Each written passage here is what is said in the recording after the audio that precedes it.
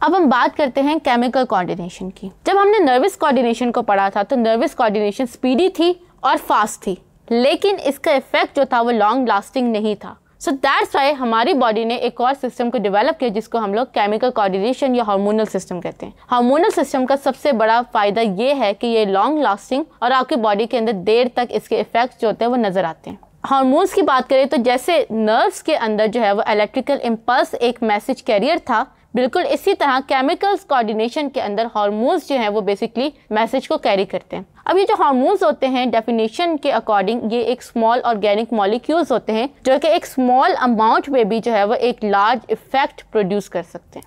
हमारी बॉडी के अंदर जो होता है वो सारे, क्योंकि हार्मोन्स ऑर्गेनिक नेचर के हैं तो ऑर्गेनिक कंपाउंड्स के अकॉर्डिंग वो डिफरेंट कैटेगरीज पे डिवाइडेड है। सबसे पहले बात करते हैं कैटिलकोहलामीन की। कैटिलकोहलामीन हार्मोन जो है वो फिर उसके बाद वो इसमें कॉमन एग्जांपल एड्रेलिन है। Then we have the peptide hormone जो कि प्रोटीन इन नेचर है और लॉन्ग पेप्टाइड चेन से क्रिएट हुआ है। इसके कॉमन एग्जांपल में ऑक्सीटोसिन है। फिर हमारे पास आते हैं स्टेरॉइड हार्मोन्स जो कि आपके फैट से क्रिएट हुए होते हैं। इनके कॉमन एग्जांपल में हमारे पास कॉर्टिकोसोल है। Then we have the proteinaceous hormone. Proteinaceous hormone basically आपके पास प्रोटीन इन नेचर है और ये पेप्टाइड हार्मोन में साइज से बड़े होते हैं। और आखिर में हमारे पास अमीनो एसिड डेरिवेटिव्स होते हैं। इसमें सिंगल या समटाइम 2 अमीनो एसिड कंबाइन होकर ये हार्मोन जो होता है वो क्रिएट कर रहे होते हैं। तो इस तरह से ये हार्मोन्स जो होते हैं ये हमारी बॉडी के अंदर सर्टेन फंक्शंस जो होता है वो कंट्रोल कर रहे होते हैं और हमारी बॉडी के अंदर जो होता है वो सर्टेन ग्लैंड्स जो होते हैं वो क्रिएट करते हैं इन हार्मोन्स को।